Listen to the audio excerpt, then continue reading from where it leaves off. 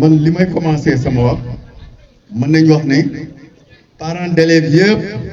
war nañ wax amicale bi ngàcce ngalaam parce que lu ñuy def lu am solo la chaque année lu demee nii dañ koy def loolu mooy ne dañuy wax xale yi ne leen buñ leen joxee lii seen morom yi war nañ góorgóorlu ëllëg ñoom it ñu am lu demee nii loolu heure bu amee rek mooy ne xale yëpp day góorgóorlu di jàng damay wax ne amicale bi vraiment lu am solo lay defati ngeen lu am solo parce que xale yi fu mu nekk nii il faut nga di leen jàjj à chaque fois pour ñi mën di góorgóorlu ci seen jàng bi dama ciy defaale benn entre parenthèse tuuti rek yéen xale yi nga xam ne yéenay jàng da ngeen a war a xool amicale bi ni ñu doxalee parce que dama seetlu tey rek bu ñu def seen examen brevet sportif bi xale yu bëri dañoo tardé te normalement heure bu ñu leen di jox examen 7h30 war na la fekk ci centre bi tey nag xale yu bëri dañ ñëw 8h wala am na ñoo xam ne sax bii ñëw 8h05 jot parents d'élèves bi laay waxal ne ñu dégg ko bu baax dama bëgg a wax ne examen bu mag bi mooy centre bi bu jotee fexe leen seen xale yi 7h fekk leen centre bi su boobaa lu seen mag yi di def ñoom it bu ëllëgee ñu demee noonu mais xale bi boo ko bàyyee muy def lu ko neex xam nga ne bu ëllëgee fi magam yi jaar du fa jaar loolu parents d'élèves yi laa ko doon sànniwaale benn entre parenthèse bu ndaw la ci biir pour ñu xam ko xale yi bu ëllëgee bu ñu defee examen ñu fexe ba nga xam ne 7h mu fekk leen sa centre ba bëri na xale yoo xam ne tey jii bi ñu ñëwal si examen bi ñu bëri dañu oo seen papa yi téléphone pour ñu ñëw léegi nañ ci góorgóorlu beneen yoon loolu bu mu amati léegi li ci des su ma paree foofu damay dellusiwaat si amicale bi ne leen yéen daal li ñu leen mën a wax mooy jërë ngeen jëf yéen a ngi defar réew mi kuy defar xale mooy yaa ngi defar réew par exemple xale boo ñëwee récompenser ko jox ko ay prime dana tax moromam ëllëg dana wax ne ah man mii kat sama morom bi amoon daaw ëllëg danaa fexe am lu demee noonu kon su boobaa xale yëpp day ji góorgóorlu toppatoo seen njàng mi mooy loolu moo tax ñu war leen wax jërëjëf kon ñu ngi leen di jaajëfal bu baax di wax ne daal parents d'élèves yi nañ góorgóorlu. Et l'ensemble des élèves du lycée, du collège et de l'élémentaire. On m'a désigné pour représenter le maire ici dans la journée de clôture des 72 heures. Le maire salue tout le collectif de l'éducation ici présent à l'occasion des 72 heures organisées par les élèves et étudiants ressortissants de Mité. C'est un acte à saluer vu l'importance. Donc, je voudrais témoigner un peu sur l'engagement que le maire a sur l'éducation. Pour ceux qui n'ont pas eu l'information, la mairie débloque chaque année une subvention allouée à l'ensemble des étudiants de la commune.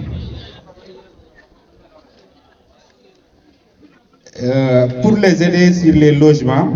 et la restauration. On n'a pas oublié aussi la dotation annuelle de fournitures scolaires et du matériel pour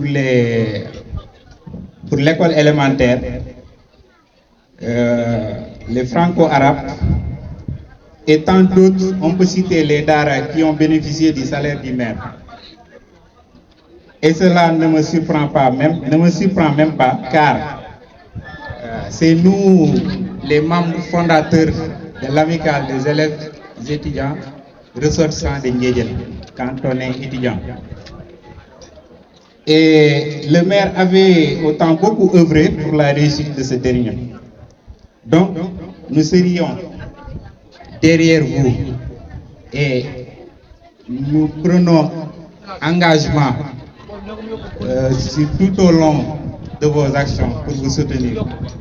Je ne vais pas aller loin. Je vous remercie, l'ensemble des invités. Merci. واحلل عقدة من لساني يفقهوا قولي اللهم صل على سيدنا محمد عبدك ونبيك ورسولك النبي الأمي وعلى آله وصحبه وسلم.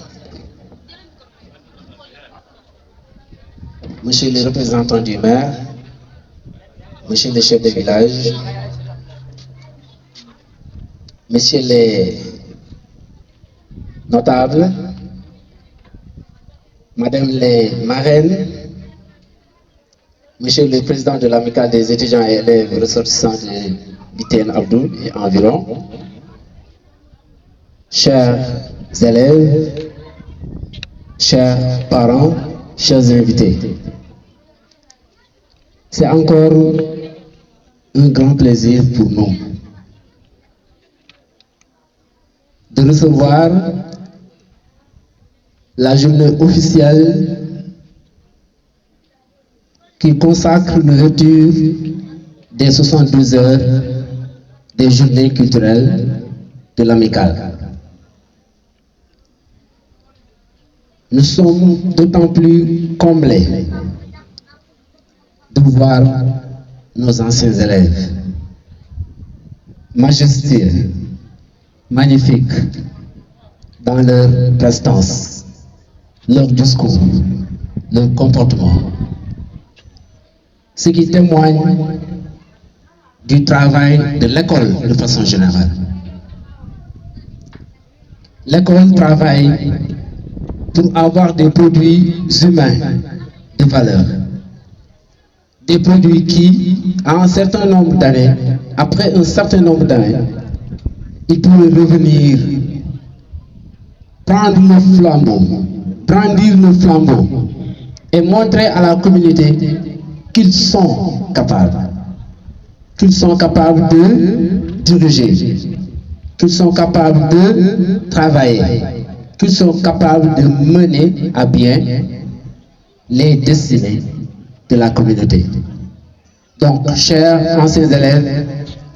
au nom de toute la communauté éducative de Biten Abdou et environ, commençant par nos collègues des écoles coraniques, en passant par nos collègues de l'école élémentaire,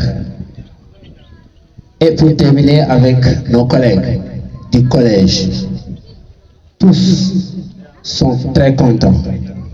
sont très satisfaits de ce que vous faites pour tracer le chemin, mais surtout pour montrer le bon exemple à vos camarades, frères et sœurs qui vous suivent. Je voudrais en outre porter mon discours sur l'importance de ce que vous faites en termes de développement, en termes de construction de la communauté, en termes de contribution pour le développement de la communauté. Ces activités citoyennes sont indispensables pour qu'il y ait un bon développement. Si les étudiants s'investissent, s'ils montrent leur matière grise, s'ils mettent à la disposition de la communauté ce qu'ils ont appris, dans quelques années, nous tous nous pourrons voir que toute la communauté de Biten Abdou et environ sera différente des autres communautés qui n'ont pas ce qu'ils ont. Donc, chers élèves, chers étudiants, félicitations en cours. Nous vous exhortons à persévérer dans cette lancée. Nous vous exhortons à faire des efforts pour montrer l'exemplarité à vos camarades, pour que vous soyez, pour que vos parents soient fiers de vous, pour que vous fassiez la fierté de vos parents qui sont là, qui vous regardent, qui vous supportent et qui savent que vous êtes sur la bonne voie. Pour terminer, je voudrais emboîter le pas à monsieur le maire, le représentant du maire, Babacar Diaw, que je salue doublement, parce que vous n'êtes pas sans savoir que les dernières activités du gouvernement scolaire, c'est lui-même qui était le parrain. Et avec honneur, nous avons vu l'acceptation qu'il nous a montrée, la disponibilité qu'il nous a montrée pour porter ce choix-là. Mais en dehors de cela, sa casquette de représentant du maire. Donc, monsieur le maire, soyez remercié de ce que vous faites pour la jeunesse. Soyez remercié de tous les actes, de toutes les actions que vous menez à l'encontre de cette jeunesse-là, sans qui nous ne pouvons ou nous ne pourrons espérer un meilleur avenir. Mais je vous lance encore un autre appel. Persévérez encore, faites en plus davantage pour cette jeunesse. Vous ne regretterez pas. En tout cas, nous, par expérience, nous avons été épaulés. Quand on fut étudiant, nous avons été épaulés, nous avons été encadrés, nous avons été accompagnés, assistés par nos grands frères, par les autorités locales. Et aujourd'hui, là où je vis, nous pouvons nous enorgueillir de comprendre qu'en réalité, tout ce qu'on faisait, nous pouvons voir concrètement les résultats. À ce niveau donc, je salue d'une autre manière suñu parents yi fi toog di leen gërëm di leen sant ci seen teewaay di leen ñaanal yàlla yàggal leen fii mais di wax ne aussi am nañu satisfaction dëgg ci élèves yi nga xam ne ak étudiants yi nga xam ne tey ñoom ñoo waral bés bii ñoom li nga xam ne ni moom la ñuy defuñ ko pour seen bopp pour communauté bi moo tax ñu koy def waaye nag am na fu ñu ko jëlee fan la ñu ko jëlee mooy ci école la ñu ko jëlee formation bu ñu leen defaree ñu ëpp ci ñoom wala ñoom bu dul ñu ëpp ci ñoom tamit ñoom ñëpp dalee ci daara ja jaar ci école élémentaire bi ñëw fii nii ci collège bi jaar lycée continuer ba tey fu ñu toll bu ñu ñëwaatee ñun satisfaction la ñu am ci ñoom en tant qu'enseignant bu ñu leen gisee ñuy wax ñuy jëf ñu comporté wu ñu xam ne ñii li ñu leen doon jàngal at yi di passé jëfee nañ ko tey et que ñu ngi wan misaal bu baax ñu ngi jox misaal bu baax seen rakk yi nga xam ne nii ñoo nekk ci suuf pour que bu ëllëgee ñoom aussi bu ñuy téye puso bi du réer donc xale yi jar nañ ñaanal jar nañ encouragé waaye tamit ma ci yokk ne ñu ngi gërëm ñu ngi sant autorité yi nga xam ne ni ñu ngi leen di dimbale pour ñu mën a ndax pour que li ñuy def nii mu yomb di ñaan autorité yooyu ginnaaw gërëm leen sant leen ñaanal leen ñu leen wax encore nañuy yokk parce que lépp lu ñu defal étudiants yi ak élèves yi duñ ko rëccu lépp lu ñu leen defal dañ leen permettre bu ëllëgee ñoom ñu ñëwaat investir ko ci dëkk bi ba am na foo xam ne nii bu ñu fa tolloo danañ gis ne dëkk bi ak lu ko wër lu ñu am képp koo xam ne ni amul ay étudiants wala élèves yi mel nii mënoo ko am parce que loolu moom lay jàng di jëriñ kon monsieur le maire ñu ngi leen di gërëm ñu leen sant di leen ñaanal aussi waaye continuer encore di dimbali étudiants yi ak élèves yi fu may terminer mooy di féliciter les parrains mais surtout les marraines jigéen ñi nga xam ne ni ñoom la ñu darajaalee bés bi ñu ngi leen di ndokkeel bu baax lu rëy la ngir joxe misaal ci société bi ne ne góor baax na jigéen baax na waaye ci wàllu jàngale aussi lu rëy la ci ñun pour que ñu wan suñu élèves yi jigéen ñi xamal leen ne leen bu ëllëgee lépp lu ngeen bëgg a doon ba ngeen ko doon te pourtant du leen yàqal dara ngeen doon jigéen nekk seen sëy nekk ak seen góor nekk ak si seen papa ak seen yaay ak jëpp daf li ngeen xam ne ne moo la war ci société bi te du leen yàqal dara kon misaal boobu foog ñu saisir ko wax ne élèves yi xool leen ci loolu déjà am ay étudiantes yu bari yu may gis ci amicale bi maa ngi gis mademoiselle bi tey yaay si mademoiselle Ndiaye ñoom ñëpp tey commencé nañ nekk ci voie boo xam ne nii doy na pour que ngeen xam ne bu ëllëgee lépp lu ngeen doonul rek yéen la neex waaye nag ci yar lay am ci discipline ci dégg ndigal bàyyi ay tere dégg ndigal bàyyi ay tere dalee ko ci parents yi nga xam ne ñoom leen bàyyi kër ga waaye ci yokk ko surtout ci seen jàngalekat yi nga xam ne nii ñoom ngeen ñi fekk ci école yi ñoom ñu leen teete di leen aaye lu leen di seen parents yi di aaye waaye boole ci di leen digal lu leen di digal mais surtout di def ci yéen xam-xam bu ngeen leen toppee jëriñ rek ngeen ci gis yëpp ko rëccu te bale ngeen koy xam ngeen dem quelques années ñu ngi gërëm ñu leen di sant. yéen mbokk yi ñu leen nuyu ci nekk ci loolu ak sa temps di jéggul nag ci retard bi parce que ñun tamit bu ngeen bàyyi xel dañoo nekk ci préparation examen entrée en sixième ci lañ nekkoon doon def dernier réglage ak les élèves donc monsieur le principal bu waxee rek daanaka il a parlé de tout ci ñun kon donc sant yi gërëm yi jokkale naa ko ci waxi monsieur le principal di ñaan tamit xale yi man ay encouragement ak ay félicitations moom laay jëflee tey les étudiants là parce que source de motivation la source d'engagement la là aussi dina ñu permettre ñun aussi les enfants qui sont là ñu am fu ñu xool seen bët yi pour ëllëg ñu jéem a mel ni ñoom donc man ci côté yooyu laay waxee ci côté yooyu laay félicité di leen ci ñaanal te comme li que monsieur le principal waxee mooy nag tout est fondé dans le respect quand le respect n'existe pas rien ne va donc nañ lépp luy def nañ ci jiital respect yaru ak tey boo ko defee lépp loo xam ne gone moom dañ toujours loolu lañ daan ko waxee donc sans plus tarder du ma nekk fii di guddal parce que wax ji ñu doon wax yëpp man jokkale naa ko ci wax monsieur le président parce que mooy suñu doyen fii donc wax na ak pour ñun di féliciter nag xale yi di féliciter encore tey encourager tey nuyu encore les représentants ak ñi jagleel bis bi donc parce que bis bi nekkul bis bu ndaw surtout nag les collègues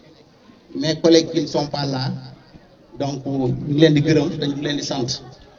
te wallaay bi ñëwee fii depuis Mbitène Abdou bi ñu fi ñëwee depuis 2012 man moom laa fi ñëw je suis natif de cette zone parce que je suis de Darou Mbitène mais depuis que je suis là awma benn gàllankoor boo xam ne gis naa ko ñu dugalal ñu ko ci yoon bi pour mu yàqal ñu suñu liggéey parents yi ñu ngi motiver ñu ngi encourager dañuy yëgal sax foo xam ne yegguñu fa waaw loolu yëpp tamit nag comme ni ñu koy waxee fas lu mu daw léeg-léeg nga dóor ko karawaas ko mu gën a góorgóorlu donc ñu ngi nuyu ñëpp ñu ngi sant ñëpp ñu ngi gërëm yëpp parce que li honneur la nga jël ay xale am loo doon def ci ñoom bay toog léegi ba yàlla xelal leen ñu mën a def lii di motiver ay seeni rakk di leen wan yoon ne leen góor leen parce que àdduna bi fu mu nekk nii jàng rek mooy dox dama koy wax xale yi danaa leen fukk daan def fu mu nekk kenn moo koy def parce que c'est l'ère de la technologie kon ku jàngu rek da nga des gannaaw kon xam-xam rek mooy ci rien que nag boo ko deful da nga fi nekk rek di des gannaaw donc ñu ngi leen di encourager monsieur le président et tous vos membres donc je vous félicite et je vous encourage et vous salue au nom de l'ensemble de l'équipe pédagogique de l'école élémentaire donc je vous remercie merci jërëjëf.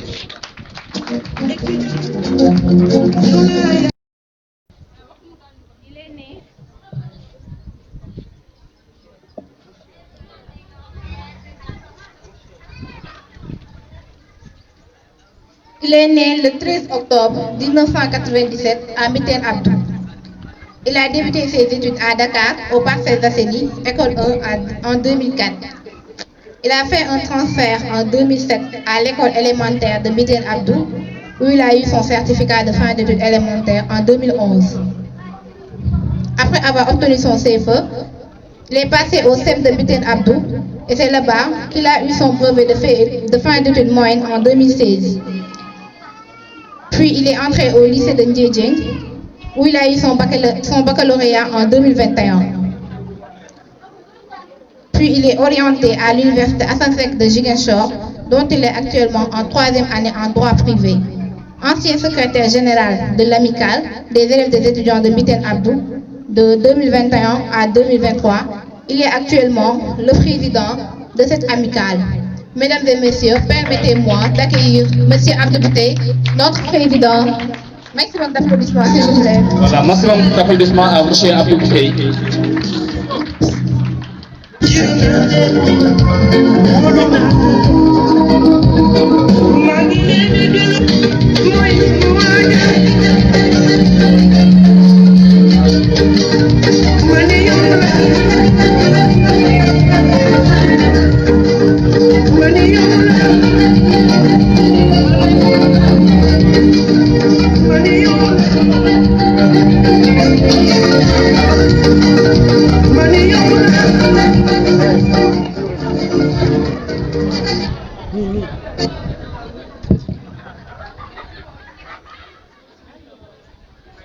Monsieur le sous-préfet de l'arrondissement de Ndiédiène, Monsieur le maire de la commune de Ndiédiène, Monsieur le principal du CEM de Mbitiene Abdou, Monsieur les surveillants généraux, Monsieur le directeur de l'école élémentaire de Mbitiene Abdou, Messieurs les chefs du village, Messieurs les imams du village, Madame, Messieurs les enseignants et professeurs, chers parents, honorables invités, chers élèves et étudiants, Madame et Messieurs, bonjour. C'est un immense joie et un immense plaisir que je me tiens devant vous aujourd'hui pour célébrer ensemble la première édition des 72 heures de l'amicale des élèves et étudiants de Mbitiene Abdou. Par ma voix, l'amicale vous souhaite la bienvenue. Nous nous réussirons sous un thème important capital, la responsabilité des parents sur l'éducation de leurs enfants. Avant d'entrer dans le vif du sujet, permettez-moi de remercier chacun de vous pour votre présence, votre soutien et votre engagement qui rend possible cet événement qui symbolise les 72 heures de l'amicale et qui montre combien l'éducation a une valeur partagée et précieuse dans notre communauté. Mesdames et messieurs, l'éducation est une clé fondamentale pour le développement de chaque individu et, par extension, de toute la société. Si les institutions scolaires jouent un rôle crucial dans la transmission des connaissances, il ne faut jamais sous-estimer l'impact déterminant de la famille et en particulier celui des parents. Les parents sont les premiers éducateurs de leurs enfants. Dès les premiers jours à l'école, ils sont les modèles auxquels les enfants s'identifient et dont ils s'inspirent. Par leurs attitudes, leurs valeurs et leurs comportements, les parents posent les bases de la personnalité dans les aspirations de leurs enfants. L'éducation commence à la maison, bien avant que l'enfant ne franchisse les portes de l'école. Il est primordial de se rappeler que la responsabilité parentale ne se limite pas à assurer la bonne scolarité à ses enfants. Elle englobe également l'inculpation de valeurs morales, de civisme et de respect. Les parents apprennent par exemple, c'est au sein du foyer qu'elles observent, les intériorisent les principes qui guideront leurs actions futures. Le respect des autres, honnêteté, le sens de la responsabilité et l'amour du travail bien fait sont autant de qualités qui se transmettent au quotidien. Cependant, être parent n'est pas une chose facile. C'est un rôle complexe et exigeant qui nécessite du temps, de la patience et une écoute attentive. Ils doivent également présenter par leurs enfants, non seulement physiquement, mais aussi émotionnellement. Leur moment de doute, de célébrer avec eux leur succès. Chers parents, votre implication dans l'éducation de vos enfants est essentielle. Prenez le temps de discuter avec eux toute la journée, de leurs rêves et de leurs défis. Montrez-leur que vous croyez en eux et en leurs capacités. Encouragez-les à être curieux, à poser des questions et à chercher des réponses. Soutenez-les, leur passion et guidez-leur avec amour et fermeté vers un avenir prometteur. Chers élèves et étudiants, n'oubliez jamais de reconnaître et apprécier les efforts de nos parents, de se dévouer par eux pour nous offrir des meilleures conditions possibles pour notre épanouissement. Sachons leur rendre hommage à travailler avec ardeur et en respectant les valeurs qu'ils nous inculquent. Pour terminer, l'éducation est une mission collective où chaque acteur a un rôle crucial à jouer. Les parents sont les piliers, les écoles, les fondateurs et nous les élèves et étudiants, les bâtisseurs de notre propre avenir.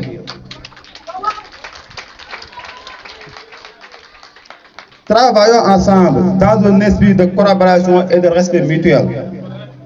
pour que chaque enfant ait la chance de grandir dans un environnement prospère et son épanouissement et à son succès.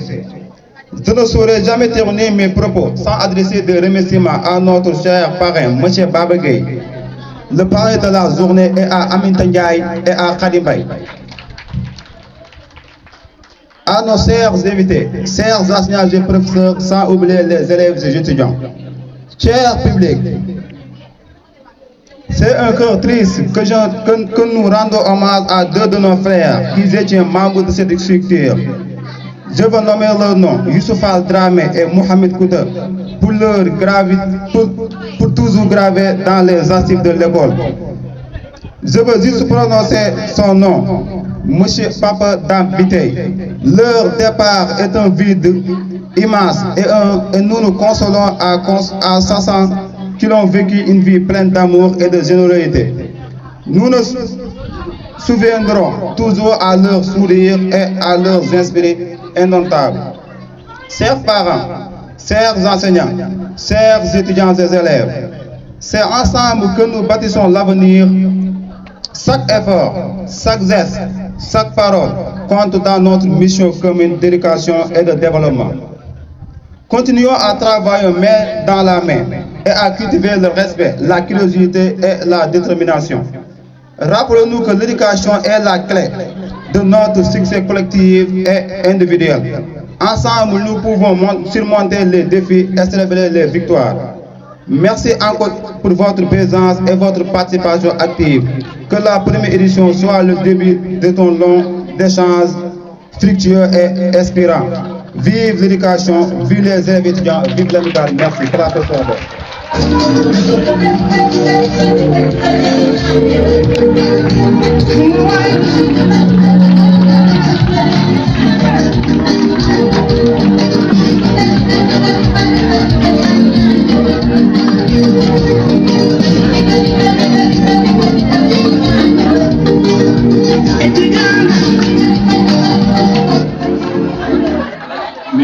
Merci, Monsieur le Président.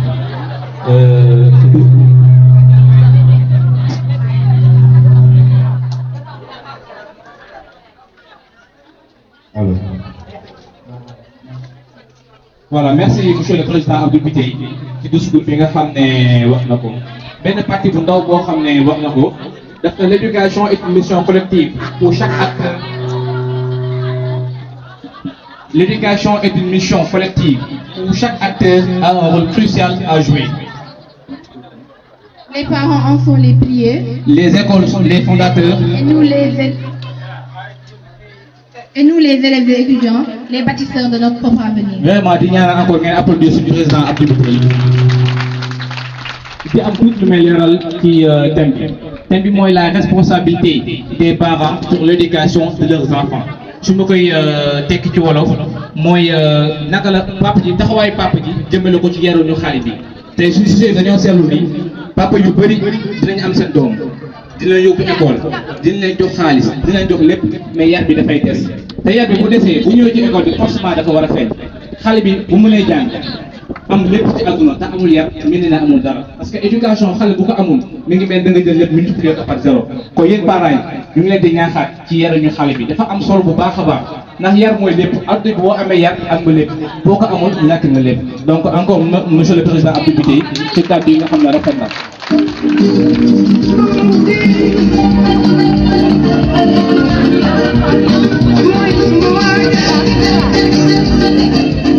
donc pour permettre suñu papa yi ñu gën a xam lan mooy thème bi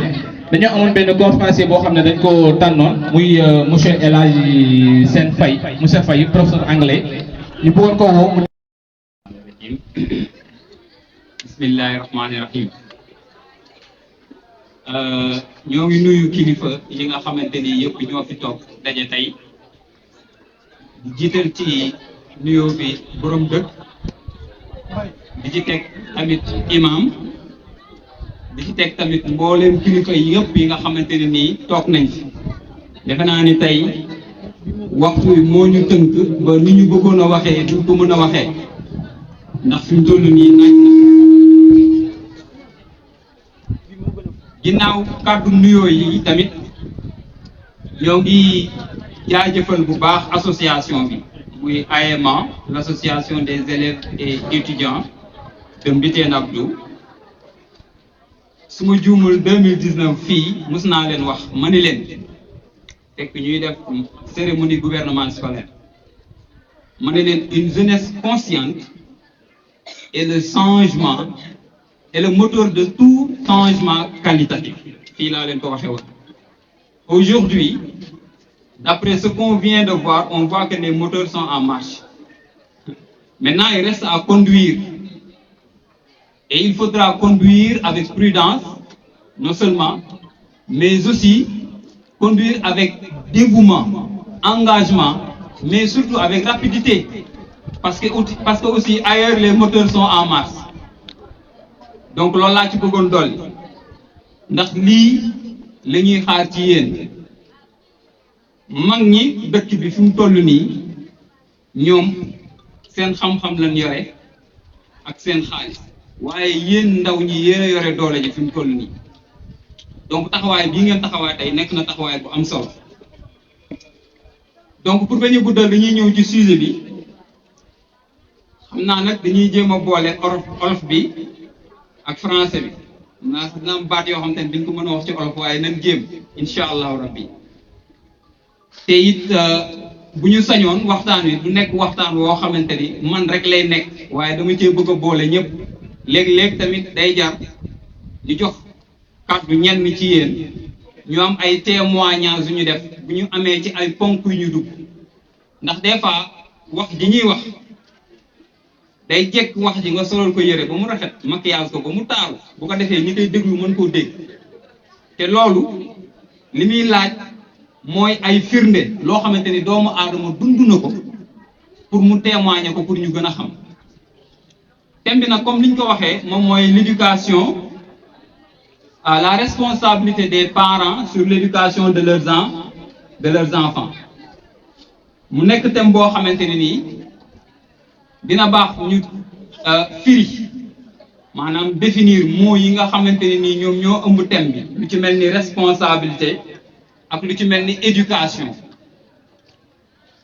ñu ne responsabilité moom mooy lan responsabilité ñu ni la responsabilité désigne l'obligation ou la nécessité de répondre de ses actions ou de celles des autres d'assumer les conséquences de ses actes et d'accomplir les devoirs et les obligations qui en découlent. Dans ce contexte donc des parents, cela implique leur devoir de prendre soin de leurs enfants et de les guider dans leur développement. Donc loolu moom mooy responsable mooy taxawaay bi nga xamante ni nii nit ki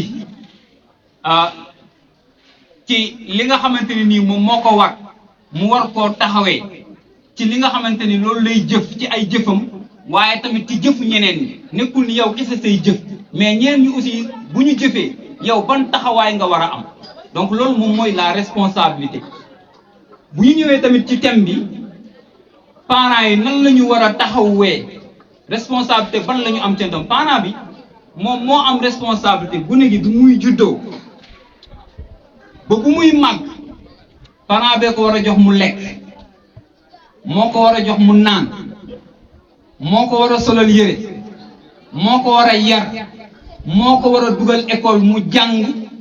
moo war a def lépp ci xale bi ba xale bi ëllëg mën a mënal boppam pour demal boppam léeg-léeg nag ñun dañuy xaw a dund loo xamante ne dañ naan xaaral ma def ci sama doom ndax su màggee noppal ma déedéet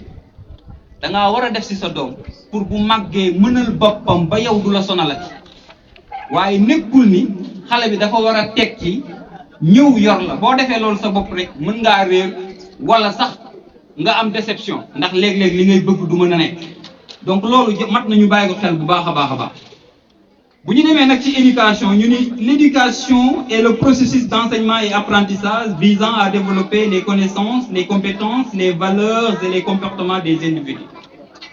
Cela peut se faire formellement dans les écoles par exemple ou informellement au sein de la famille et la communauté. Donc éducation mooy yar nag lépp a ngi ci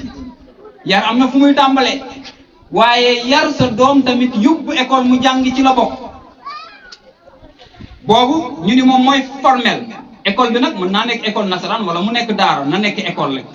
waaye tamit am na côté informel mooy yar bi ci kër gi ak yar bi ci mbedd mi ndax xale bi day génn ci mbedd mi dafa fekk ay moroomam léeg-léeg lam fay gis bu nekkee lu ñu def lu rëy day bëgg a def lu mel noonu ndax day bëgg moom it ñu kañ ko pour mu wanewu donc loolu it lu am solo la moo tax des fois sax dañuy wax naan warul waajur bi di bàyyi doomam mu def mbedd mi këram bu yàggee dina la indil jikko boo xamante ni du la neex donc loolu mat nañu ci bàyyi xel waaye nag dañoo toll jamono boo xamante ni mën nañoo comprendre ndax ku nekk loo def sa gémmiñ nga tal paa bi day uti mère bi day uti kenn du des ci kër gi ak xale yi sànq ñu ngi koy wax fii mbay mi ngi koy wax léegi di ko souligner ci li président wax nee na léegi da ngay jur sa doom di ko jëndal yëre di ko jox mu lekk yóbbu ko école mu jàng waaye du yaru lu tax du yaru te nga def loolu yëpp donc loolu dinañu permettre ñu ñëw dugg ci sujet bi waxtaan ba mën a toj loolu yëpp donc mën nañoo wax donc que l'éducation des enfants commence bien avant leur entrée à l'école ñu ne xale bi yaram balaa muy jàngi école lañ ko war a tàmbali donc kon xam ngeen fan lañ ko war a tàmbali donc elle débute dès la naissance bu juddoo rek xale bi su juddoo rek donc war nañoo commencer def ci moom yar à travers les premiers échanges entre les parents et leurs enfants. Les parents sont les premiers éducateurs, les premiers modèles, les premières sources de valeurs et de comportement. Donc defe naa wax ji farankulaay na lépp ngi foofu parent moom mooy jàngalekat bu jëkk ci doomam parent moom mooy jàngalekat bu jëkk ci doomam lépp loo xamante ni xale bi war na koo mel ci parent bi la war a jógee d'abord avant xale bi di génn loolu dinañu permettre ñu ñëw citer li nga xamante ni John Dewey moo ko wax mu ni les parents doivent s'efforcer de guider de conseiller et d'inspirer leurs enfants plutôt que de les contrôler ou de les diriger. John Dewey daf ni waajur yi dañoo war a góorgóorlu ba teg seen doom ci yoon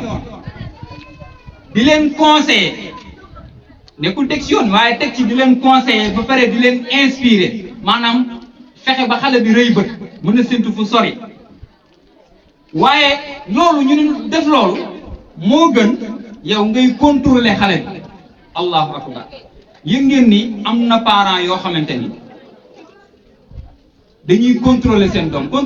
damay joxe benn exemple sa doom génn ba ñëw nga ne ko waaye foo demoon bëri na sa doom dem ba ñëw nga ne ko foo demoon bu fekkoon def nga li nga war a def sa doom buy génn day ñëw ni la baay wala yaay maa ngi dem place sàngam waaye sa doom ñëw nga ne ko foo demoon yaa ngi contrôler sa doom ça veut dire que am na loo raté loo defut loo waroon def ca ba muy xale beneen bi mooy diriger maanaam jubbanti lan la ñuy jubbanti lu dem xale bu su fekkee tegoo ko ci yoon bu demee ba màgg dina mel num la neexul nga bëgg koo jubbanti mbaa doo ko damm dana damm de ah waaw donc loolu mooy la loolu mooy ku yar sam kuy ba mu màgg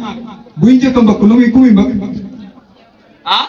yow lay njëkk a mbëkk ndax la nga waroon def defoo ko donc jubbanti bi waruñu kaa def ndax nee nañ garab ca tooy ba muy nekk garab bu ndaw lañ koy jubbanti bu demee ba màgg boo ko bëggee jubbanti boo moytul di nga ko damm wala nga def ci loo xam te ne du la neex wala nga dégg ñu ni diw ak doom ji dañ doon xeex gendarmerie lañ mujjee wala nu ni mel donc yàlla nañu yàlla musal ci yu mel noonu. donc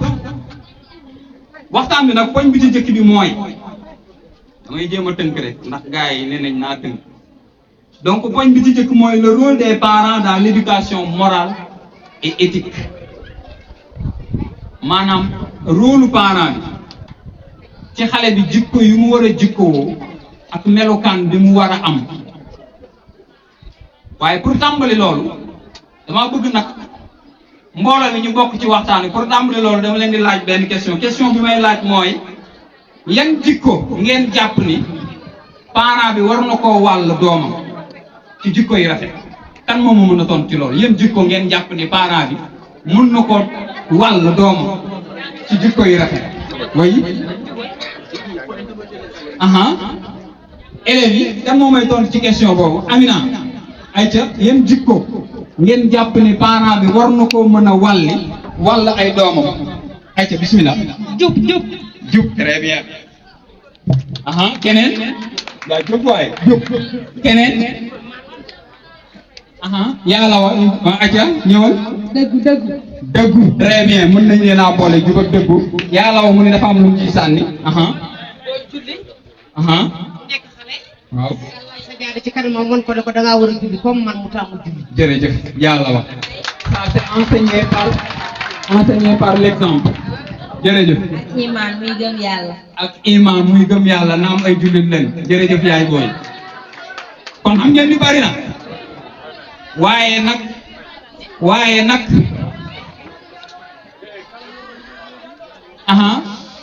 teggin ak yar ak teggin jërë ngeen jëf kontaan nañ bu baax acca donc waaye nag li ngeen wax rafet na de li ngeen wax nii loolu la de waaye naka la ñuy def ba mu jóge ci waajur bi dem ci doom bi loolu nag moo laaj ab déglu loolu moo laaj sacrifice bu mag la laaj ndax yombut donc daf ñuy permettre ñu dugg ñu ni les parents donc ont la responsabilité de transmettre à leurs enfants les valeurs morales et éthiques qui les guideront tout au long de leur vie. L'honnêteté mooy li ñu doon wax sànq jub jeeg dëggu ci l'honnêteté le respect joxe cër ci ku la mag ak koo mag ñaari sens yëpp la ku la mag da nga koo war a jox cër koo mag it da nga koo war a jox cër ndax koo joxul cër du la jox cër ça doit être réciproque ak tamit ce qu'on appelle la tolérance donc yooyu moom mooy fondement yi la tolérance mooy maanaam nangu nga nangu nit wax dara wala daa nga nangul ko wala dara xew nga bañ coow am nga nangu ndax diine sax diine l'islam daf ñuy jàngal que jullit du werante boo waxee sa morom wax ji du naree bari diine daf lay jàngal nga noppi bañ a continuer wax ji donc werante baaxul donc teel a nangu voilà jéggale jërëjëf monsieur Bitèye donc yooyu ñoom ñooy fondement yi donc fondement yooyu nag fan lañ koy jàngee nekkul école de ndax xale bi buy dugg école 7 ans fekk na mu mën a wax mën a dem mën a def lu ne balaa muy dem école donc yooyu kër ga la ko war a jàng war a jàng loolu tax ñu ne les enfants observent et imitent leurs parents li yaa la war doon wax léegi ñu ne xale yi dañuy xool ci seen parents yi ba pare di leen imiter di jéem a toppandoo li ñuy def léeg-léeg nga gis xale bu ndaw sax bu xamugul dara mu ñëw jël si jaada bi lal teg kurus gi du julli parce que daa gis papaam di ko def moo tax mu koy def donc loolu mooy xale yi dañuy xool ba pare di jàng di jéem a def li nga xamante ni seen waajur yi ñoom ñu ngi koy def donc par conséquent il est essentiel que les parents incarnent ces valeurs là dans leur quotidien donc ñu ni bés bu ne yow bu la yàlla xasee dénk njaboot rek nit bi nga doonoon daa war a soppeeku ndax sa doom parce que looy def sa doom day commencer di jàng ci yow waaw bëggoo sa doom di saaga bul saaga ci kanam boo saagawee muy dégg bu yàggee day saaga parce que day jàpp ne lu mu war a wax la bëggoo sa doom taayal dañ a liggéey boo xëyee demal nga liggéey muy gis ni papa day xëy di liggéey di wàcc di indi sëriñ day jàpp ni moom it su màggee noonu la war a def parce que loolu lay jàng loolu lay gis bëggoo sa doom di ñaan xaalis boo amee soxla ci diw demalal sa bopp waaye xale bu ndaw nga yónni ko demal nga ni sa baay diw wala nga ni sa yaay diw bu amee nangam wala nangam mu lebal ma nga yónni sa doom yow am nga ker say dem sa doom mooy bouclier bi nga yónni ko mu dem di laaj xaalis mu jàpp ni ndeke lii dañ koo war a def yaa ngi tàyyaloo sa doom loolu kenn du ko def nañ ko bàyyi bëri na ñu koy def parce que dañuy am kersay dem waaye seen doom la ñuy yónni pour mu dem donc yooyu yëpp nekk na yoo xamante ni dañ koy def te baaxul yu ñu war a bala donc dañuy permettre ñu continuer waaye balaa ñuy continuer dañuy ñëw ci George Bernard Shaw li mu waxoon mu ni les parents doivent donner l'exemple de ce qu'ils veulent voir chez leurs enfants. Si vous voulez que vos enfants soient honnêtes, soyez honnêtes. mu ni parents yi ñoom ñoo war a joxe wane exemple boo xamante ni ñu bëgg seen doom mel ñoom ñoo leen ko war a wan soo bëggee sa doom jub yow da ngaa war a jub. papa foo jëm maa ngi ñëw damay dem Kaolack boo ñëw nga jëndaaleel ma tàngal wala bonbon waa dinaa la jëndal papa ji dem ñëw waa papa ana tàngal ji bàyyil bu suba naa la ko jëndal yaa ngi jàngal sa doom ñàkk wax dëgg geste la yoo xamante ni ñun duñ ko bàyyi xel mais dafa am lu muy def ci xale bi ndax xale bi dafa toll ci capter psychologiquement ak jàng te li muy gis ñu koy def loolu lay jéem a toppa loolu lay jéem a toppandoo donc dañuy tënk dem ci ñaareelu point bi comme waxtu wi bariwul beneen bi ci topp mooy l'importance du soutien émotionnel et affectif surtout foofu maanaam njëriñu jàppale bi ñu war a jàppale xale bi ci yëg-yëgam ak lëkkaloo côté affectif bi muy ponk bu am solo foofu dañ ci wax ñu ne l'éducation ne se limite pas aux aspects académiques ñu ni yar nekkul ni école rek la ñu war a jëlee ab yar déedéet le soutien émotionnel et affectif est tout aussi important. Les parents doivent créer un environnement sécurisant où l'enfant se sent aimé et valorisé. Parents yi dañoo war a fexe ba xale bi fi mu nekk environnement boo xamante ni moom xale bi day sentir ni mi ngi en sécurité maanaam du am dara lu mu xalaat day sentir mu nekk en sécurité waaye aussi tamit faaw xale bi yëg ni dañ koo bëgg parents yi faaw ñu wan xale bi ni dañ laa bëgg loolu dafa am émotionnellement lu muy def ci xale bi ci yaram bu génnee bëggeel googu su génnee moom lay jéem a wan ñeneen ñi ay moroomu baayam wala ay moroomam wala yeneen waaye bu nekkee ci kër gi papa jeeg yaay ji bu ñu jotee di xuloo du ñu sóoraale xale bi waxante yu ñaaw xale bi di dégg am na lu muy def ci moom de te bu màggee di ngeen ko gis nga toog ak sa doom ngeen di seetaan télé yu doyee di feeñ ci télé bi kenn waxal neel waay yow ñii ñoo bon ñii ñoo salte ñii ñoo nangam changel mu dem gis nga li ngay wax noonu yow du dara ci yow de yaa ngi koy wax mais yaa ngi jàngal xale bi ka ndeke nii dafa bon ndeke lii baaxul dafa salte moom loolu lay xam léeg-léeg sax di nga dem ba di nga gis xale yu ndaw yoo xamante ni bu ñëwatee bàpp ji nekk mu ni yàgg ñii ñoo bon lii moo salte changel moom déjà commencé na loolu nañ koy bàyyi xel parce que parents yi am na ñoo xamante ni ñi ngi def lu ñu mën waaye lii ak télé yi ñoo ñu yàq ñu ngi liggéey de waaye lii ak télé yi ñoo ñu yàq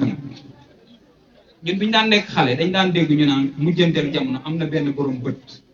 buy ñëw mujjanteelu jamono xaw ma nu mu tudd xaw ma Yusuf Dajjal la ñuy wax xaw ma ngeen yaakaar ni du lii xam nga ñun dañuy xaar jëmb ju ñëw dañuy jàpp ni nit la rek wala jëmb ju war a ñëw di ñaan est-ce que du lii parce que li ñu wax ci mujjanteelu jamono yëpp benn borom bët bi dina ko def lii mu ngi koy def de te benn bët laa télé yi ñu ngi koy def te benn bët lañ yor ak am njëriñ lii waaye dafa am nuñ ko war a jëfandikoo te day mat même boo ko utalee sa doom nga koy wax ba mu xam lan lañ ci war a def ak lan lañ ci warul def te parents yu bëri dañoo jàpp ni seen doom yi ay xale lañ ba léegi ma ni xale yii xam nañ loo xamante ni ñun mag ñi sax xamuñu ko te lii moo leen ko jàngal ku ci jàpp ni sa doom xale la ba léegi sa doom xam na yow loo xamul wala mën naa def yow loo xamante ni buñ la nee moo ko def yow boo matu di nga yem sa loxo te lii la donc loolu dafa jar ngay jàngal sa doom di ko wax ji am na njëriñ. donc bu ñu jógee ci point boobu balaa ñuy jaar ci beneen point bi am na tamit foofu benn boroom xam-xam bu ñuy wax Joseph Joubert mu ni les enfants ont plus besoin de modèles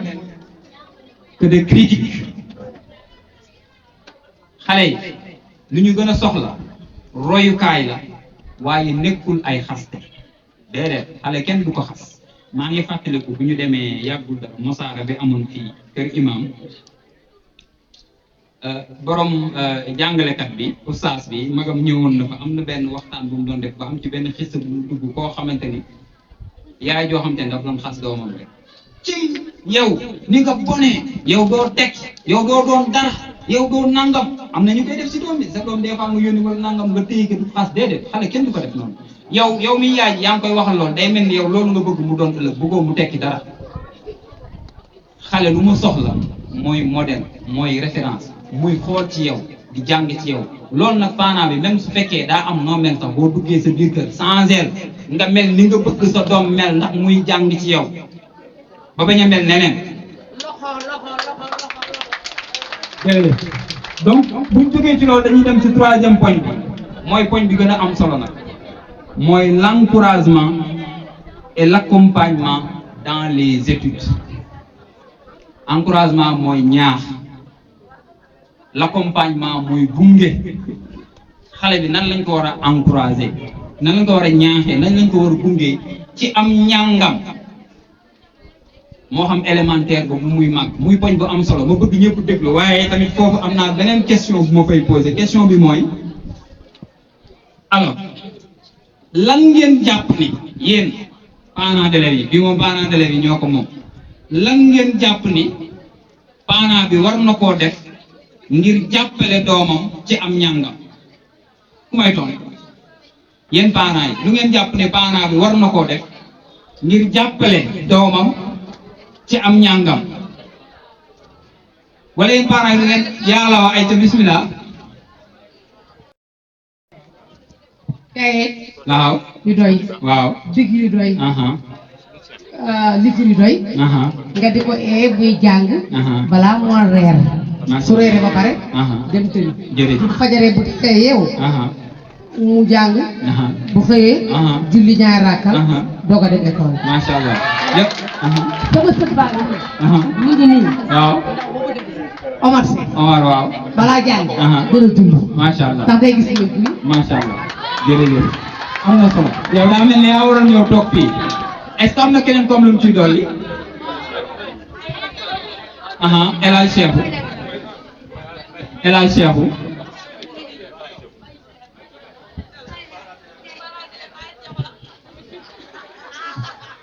wax ne ginnaaw bu mu amee matériel yu jàngee ba pare. waaw war na parent bi di ko saytu ci kër gi. war na aussi muy dem école di ko saytu. très bien macha allah jërëjëf am na solo macha allah ay borom xam-xam rek a fi toog de man de mënoon naa tëj sama micro nag donc jërë ngeen jëf ci Aïcha. maanaam comme jigéen ñi ñu wàññi yónnent yi. ngeen ci sa doom foo toll di ko yónni. gonga de. man sama doom lépp ma koy defal. macha allah. nañu wàññi yónnent yi noonu leen yónni. macha allah jërëjëf am na solo.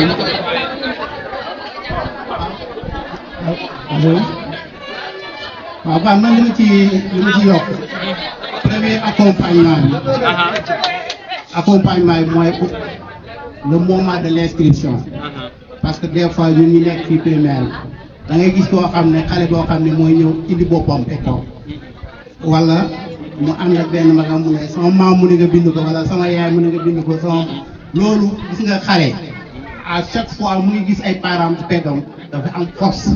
dafa am mental day am doole donc loolu toujours man dama leen koy wax ne leen loolu xale dem na ba nga xam ne bu yow mu jàngul sax sa doom bu demee ñëw bu ko wane ko xaw ma bu ko wane ko xaw ma ñëw bu ne ko yow yow fu ngeen jàng lan ngeen jàng tey man la nangam leen jàng man nga ko mokk na ah waxal ma dégg gis nga ci mokkal buy wax da nga xam ne mokkal na ci mokkalul buy wax da nga xam mokkalul bu commencé di gag di kii nga xam ne vraiment kii tey moom il n'a rien compris bu ko defee ngi yow bu ko wane ko xaw ma waaye man li ngeen di jàng xaw ma si dara te li may tooñ ci parents yi toujours comme am na ku wax léegi da ngay dégg koo xam ne day wax ne man di diw mën na si moom dara sama xale bi dafa dëgër bopp tel yéeg lii la toog parents d'élèves yi comme buñ jëlee góor ñi bu ndox toqee nga nekk fa am ñàkk fay ne consigne de travail tool yi ñago bu dee jigéen ñi ku ciy génn di dem ah yow raxasal ma fii baleel ma fii bu fekkee ni defuñ ko bu xale bi la tourné bu ñëwee rek da nga jàpparloo moom kon nag loolu bu fekkee yaa ngi def loolu pourquoi njàng mi mënoo ci def loolu te njàng mi nag moo ëpp solo wax naa ko bi may wax fii ñu ngi njëkk ci l'ère de la technologie ah loolu bàyyi leen ko seen xel baax na jërëjëf. macha allah waaye macha allah yàlla na borom bi barkeel xam-xam bi sell na lool. salaamaaleykum Moussa Faye. maaleykum asalaam wa rahmatullah. xale bi li koy gën a dimbale ci njàngam. man jàpp naa ne ñaar yi war na kaa mën a dimbale ci njàngam donte bari na. ni ngay saytoo ni muy jàngee ci kër gi. war nga kaa mën a toppee noonu ba xool ni muy saytoo njàngam ca école ba. ndax ki koy jàngal ban comportement la war a nekk ak moom ca biir école ba munoo koo xam feet demoo ca école ba. ndax du ñëpp si dina ko nettali. ay moromam du ñëpp si di ko nettali ndax amaana ñoom ni muy def ñu bari majeure partie bi noonu la ñuy def mais boo ñëwee ca école ba toog ak maître yi di nga mun a xam kii kat comportement bii la war a mun a yor bu nekkee ci école bi ndax mu ngi koy joxe mën la déet ndax am na nu mu ko mun a joxe dina taataan liñ koy jox mu mun a dugg ci moom mais am na comportement bu muy nekkee ci école bi prof bi sax dina tayal ci jox ko lim ko war a jox ba dootu am gëdd boobu kon yaakaar naa saytu bi ñaari yoon yi ñoo gën a war a tax mu mun a jàpp li muy nekkee. jërëjëf merci. macha allah am na solo jërëjëf merci beaucoup Mbaye donc dañuy continuer donc poñ bi daa mel ni liñ fi tënk yëpp ñëpp bokk nañ ko wax mooy ñaax bi ñu war a ñaax xale bi ak gunge bi ñu ko war a gunge ci am ñàngam donc foofu dañ ci wax ñu ni les parents doivent également jouer un rôle actif maanaam parent bi warta bàyyee da ko dafa war a actif dafa war a yëngu dans le parcours scolaire de leurs enfants. Cela ne signifie pas faire des devoirs à leur place non non actif bi nekkul xale bi lu mu war a def devoir yi mu war a def bu ñëwee kër gi nga defal ko ko déedéet ñu ni donc moom mooy lan alors cela signifie pas de faire les devoirs à leur place mais plutôt les encourager les accompagner et les soutenir surtout encourager bi maanaam mooy ngay ñaax xale bi xale dafa baaxoo nga koy ñaax di wax ak moom naan kaa góorgóorlu boo jàngee boo amee moyen temps dinaa la defal temps nga ñëw jël si bulletin xale bi ñu ni ah sama doom moo jël 3e ñu dem kër ga amoo doole utal ginaar nga rayal ko nañ ko tey kii moo jël premier moom nañu rayal ginaar loolu rek doy na si ñaax parce que xale bi day gis parent yëg-yëg bi nga xamante ni nii parent am na ko ci moom ci njàngam kooku day gën a góorgóorlu parce que day bëgg am leneen waaye am na ñoo xamante ni seen bulletin doom yi sax duñ ko jël duñ fi sax jaar imaginez xale bii ñëw école parent yëpp moromam yëpp seen parent ñëw jël si bulletin moom papaam ñëw booy boobu day jàpp ni papaam jàng bi soxalu ko de ñoru ko moom su ko neexee mën na suttandiku ci loolu sax bàyyee ko ba sax mu bàyyi école parce que day jàpp ni donc papaam jàpp na ni jàng mi amul solo déedéet ñëwal même boo amee looy def sax ñëwal du yàgg jëlal bulletin bi moom dina yëg ni kon sama papa mi ngi sonn ci jàngam yàlla sànq mi ngi wax jënd fourniture xale yi nañ leen jëndal fourniture bi ak fourniture yëpp parce que ñun ci classe yi la ñu nekk te am na lu ñu seetlu loo xamante ni bokk na ci liy yàqal xale yi ndax da ngay gis booy bu ñuy def devoir ba ci examen de xale bi day nekk di bind ba mu yàgg moroomam kobos ko amoo balankoo kom alma kom xale bi fu mu toll woon ci concentration yàlla bu fekk mat lay def yow dagg nga concentration te li ci gën a garaaw nekkul ni benn élève la de da ngay laal diw ni ko wóor ma diw kooku laal diw ni ko nee na nga wóor ko diw kooku donc ñooñu ñëpp déranger nga leen dagg nga seen concentration te dinañ perte ay minutes pour lan parce que yow sa papa utalu la blanco wala sa papa utalu la gomme donc matériel bi nañu fexe ba xale yi nañ leen di jëndal matériel mais am na si yoo xam ne sa doom day ñëw sax papa may ma 100 francs ma jënd bi waaye yow li ngeen di laaj daa bëri miruma 100 francs waaye toppal fële big bu sa doom jàngee le meilleur des investissements c'est l'investissement humain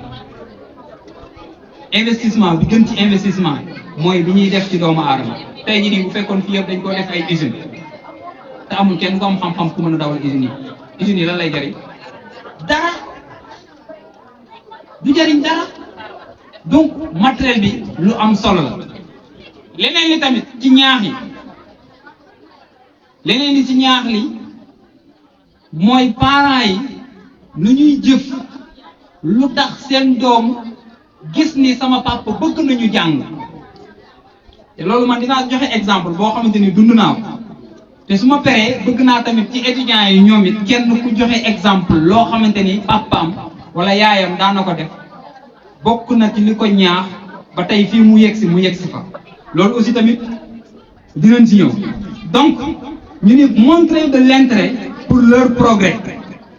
xale bu defee ay progrès nga wane ni ah macha allah jàmbaar nga très bien c'est comme ça loolu lu koy day tax mu gën a góorgóorlu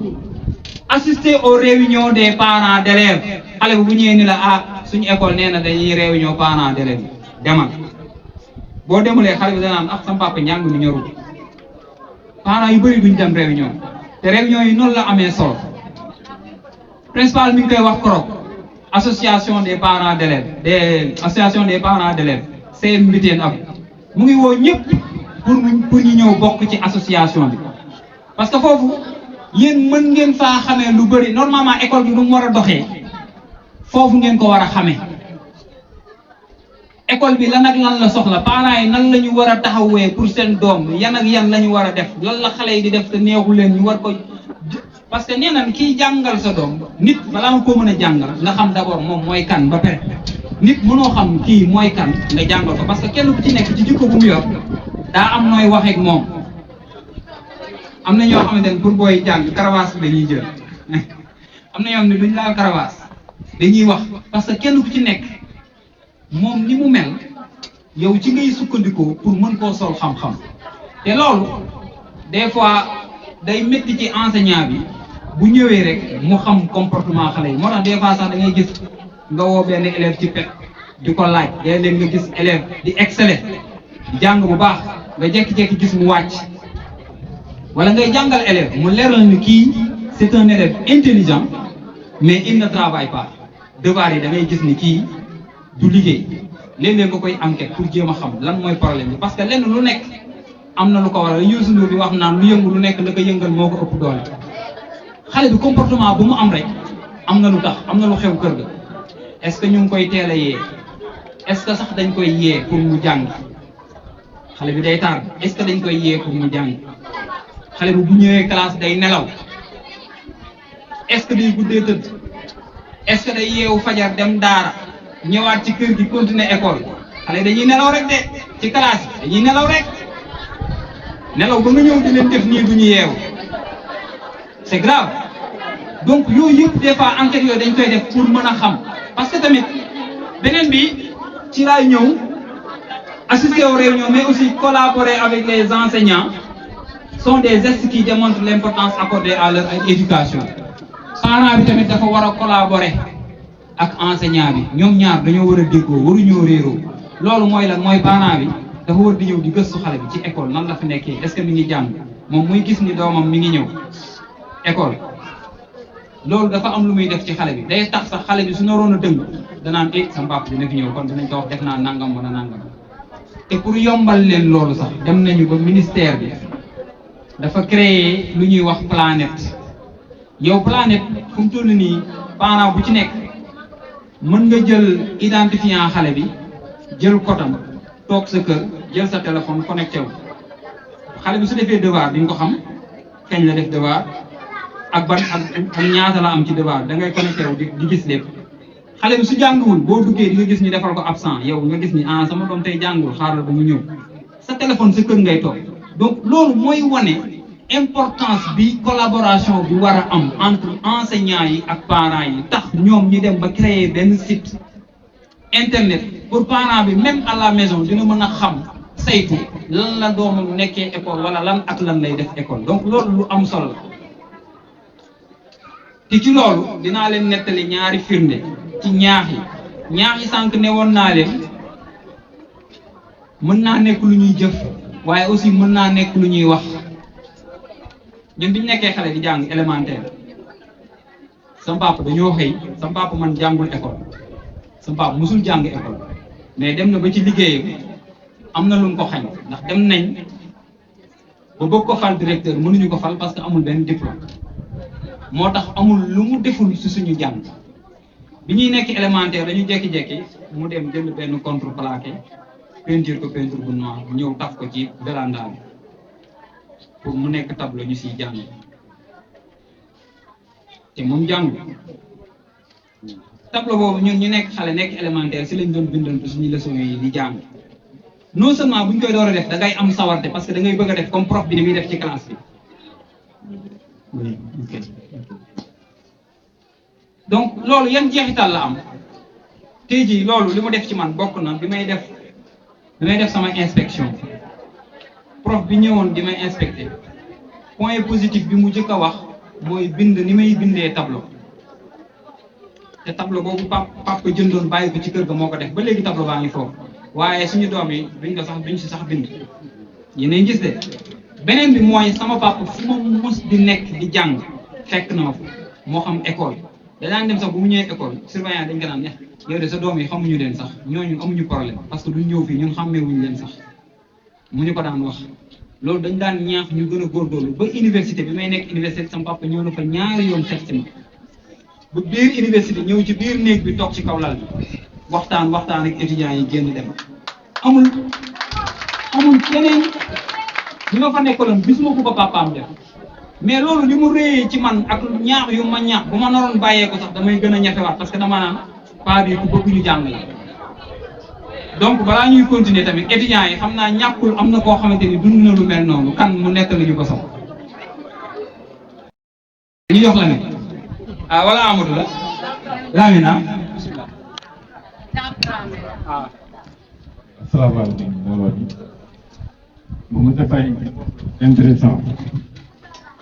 ba mu waxee dama am impression que ni même sax sama papa ngay wax man si bopp depuis ba ñu commencé di jàng ba léegi dafa nekk papa boo xamante ni lu taay si di defal doomam di ko ñaax si lu bëri ba université boobu dafay tax otoom bi ñu yóbbu ñuy jàngi des fois ñu wàcc sax boo ko ne ko embouteillage bi wala oto manqué na fi mu ñëw jël si ñi di ñu fayal ñuy jàng ba léegi nii si yu bëri moo koy def fu yëre gën a rafetee mu jël ko machine ordinateur téléphone pour lépp ñuy jàng di wax ne man xaw ma kànde mais man li ma dégg fu sori incha allah la ñaanoo pour fan ak pour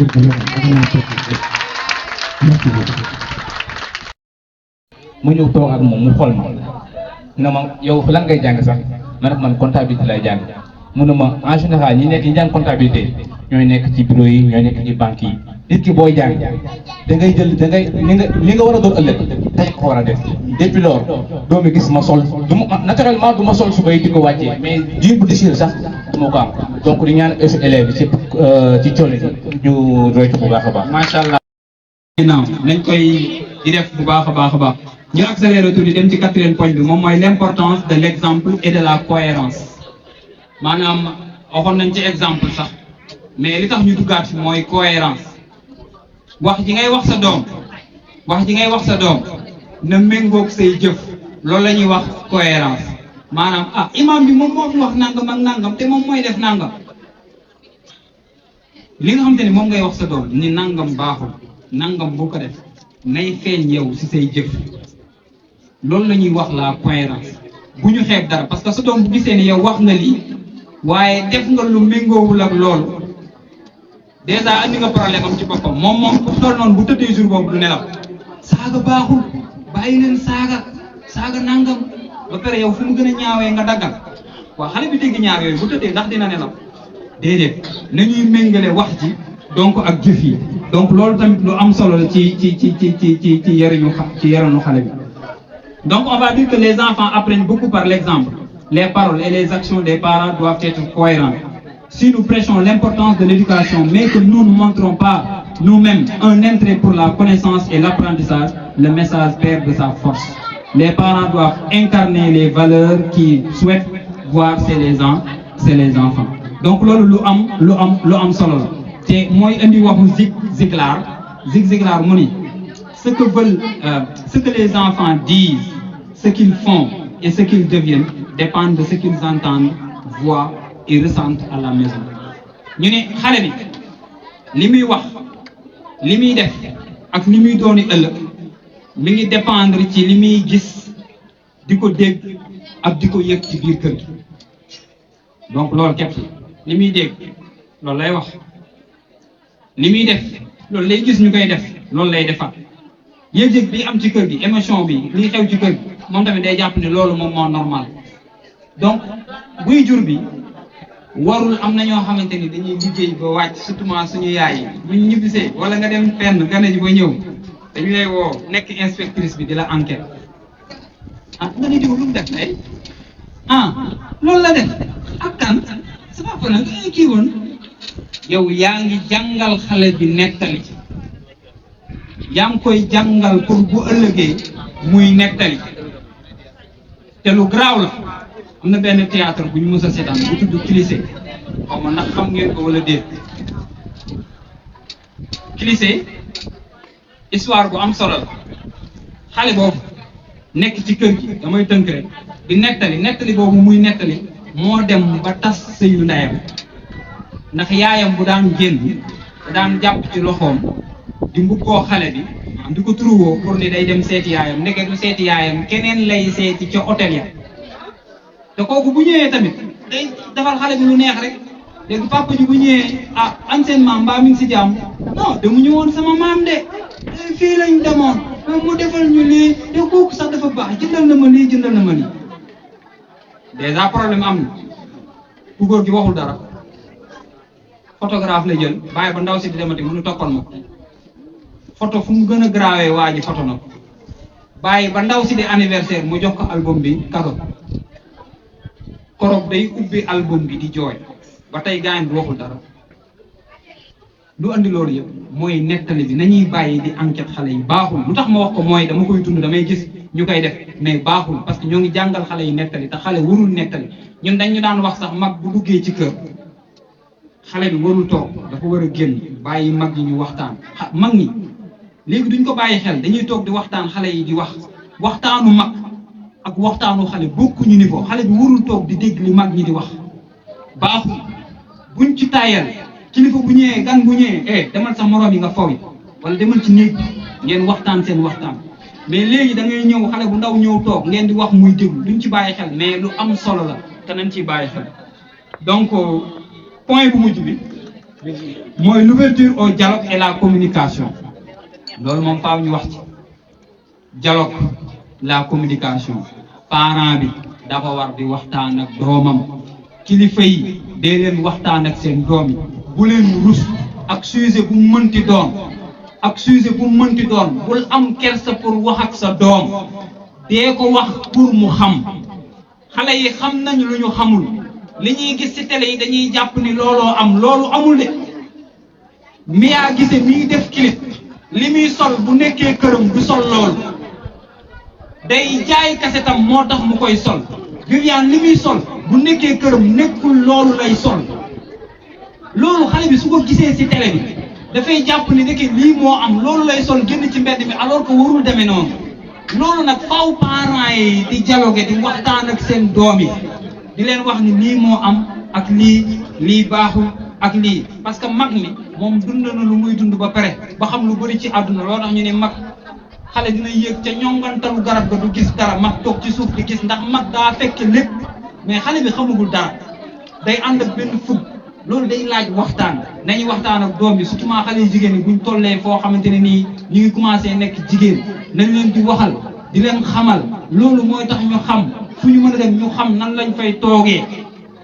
mais bàyyi xel bi ak boppam doo ko wax dara loo ko war a wax nga am rusel ni ñi de rus naa koo wax sama doom déedéet